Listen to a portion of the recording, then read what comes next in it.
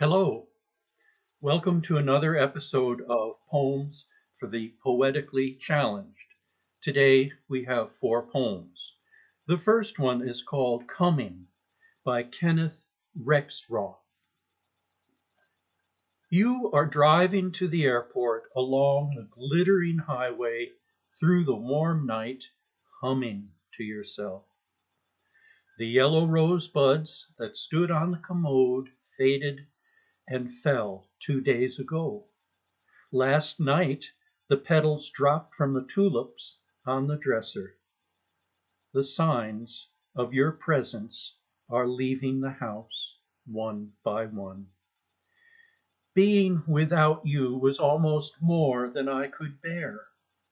Now the work is squared away, all the arrangements have been made, all the delays are past, and I am 30,000 feet in the air over a dark, lustrous sea under a low half moon that makes the wings gleam like a fish underwater.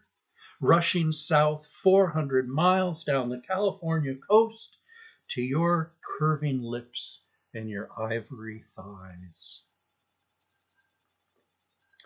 45 by Hayden, Carruth. When I was 45, I lay for hours beside a pool, the green hazy springtime water, and watched the salamanders coupling, how they drifted lazily, their little hands floating before them aimlessly in and out of the shadows.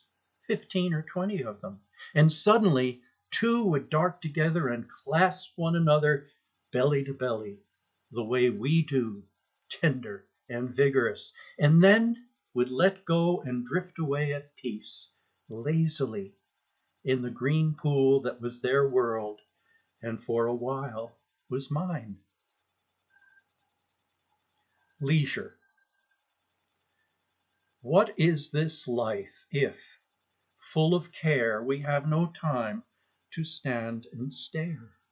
No time to stand beneath the boughs and stare as long as sheep and cows. No time to see when woods we pass where squirrels hide their nuts in grass. No time to see in broad daylight streams full of stars like skies at night. No time to turn at beauty's glance and watch her feet, how they can dance. No time to wait till her mouth can enrich that smile her eyes began.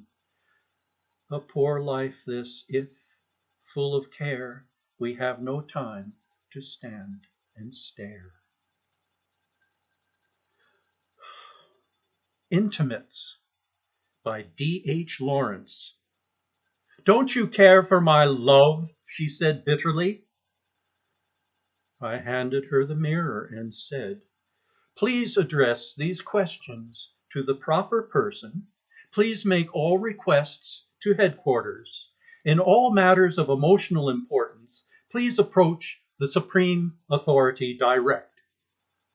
So I handed her the mirror, and she would have broken it over my head, but she caught sight of her own reflection, and that held her spellbound for 2 seconds while I fled.